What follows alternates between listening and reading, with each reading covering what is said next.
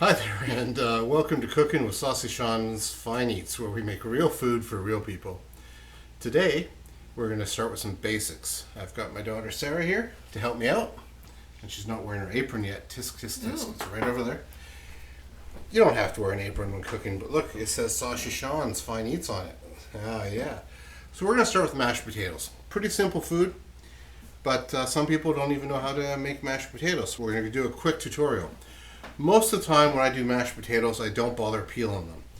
But we need them peeled for something we're doing later, so we're just going to peel them and go over how to make them. So I hope you enjoy this. So peel them, there's different types of peelers. There's this type, there's a type I gave Sarah. Here.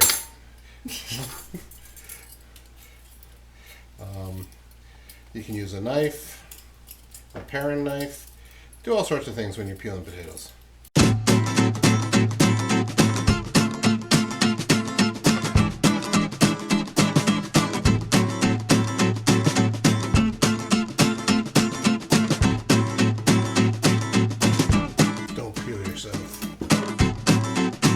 Okay, so we got them peeled. Just gonna give them a quick rinse. Then we're gonna chop them up. So we're gonna, as we cut these, we're gonna put them right into a pot with cold water. There's nothing but cold water in there at the moment. Just gonna cut these kind of like so. Slide them off, kind of like so. Get them into about inch cubes. A little bit bigger is fine. Just get them all about the same size. This guy's bigger, so we cut him 3 times. Thank you for not cutting me. I appreciate it. Again, you want kind of just basic consistency of your pieces.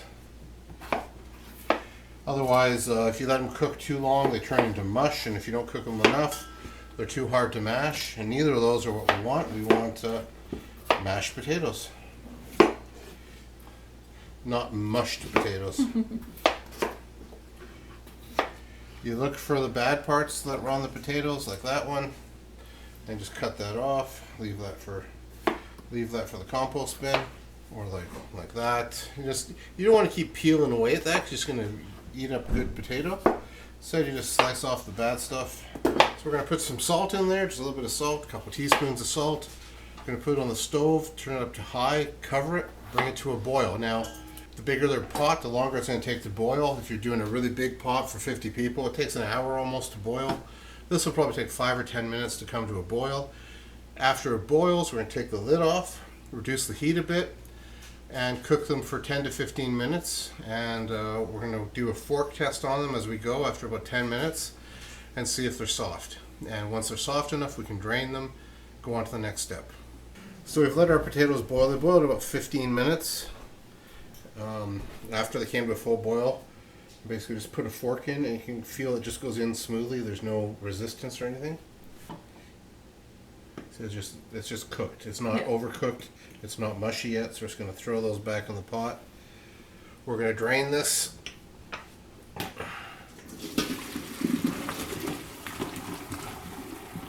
Some people get picky about what kind of potato is best for what, and there are things that are better than others for them, but at the end of the day, a potato is a potato. Use the potatoes that you like. It's not about what other people tell you, it's about what you want to eat. So we put that in there. They were just cooked in salted water. Add a whole bunch of butter to them. How much Probably is a too whole much. bunch? That's about a half cup. And probably about a half, well, probably close to a cup of sour cream. You can use milk, you can use cream, whipping cream. I like sour cream, it gives it a bit more flavor, a bit more bite. And then we just start the mashing process. The dairy's in there. You can use margarine if you have to for dairy free, but it's just in there to help bind it or just make it smoother. And your potatoes don't have to be perfectly smooth either. It's kind of the standard you like.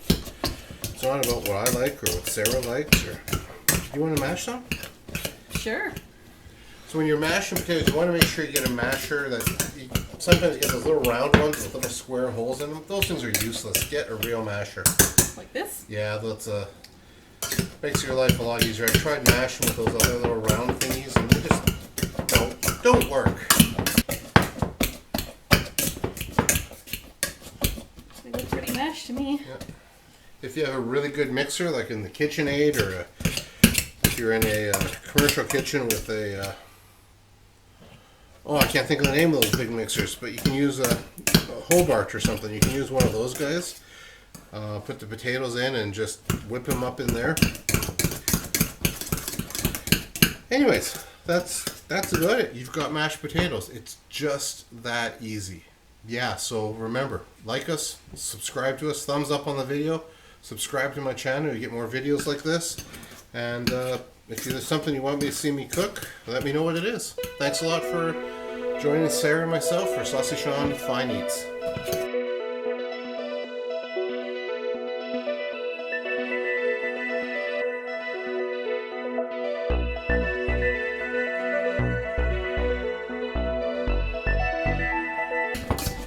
Sarah gets violent when mashing potatoes, as you can tell. I get violent for a lot.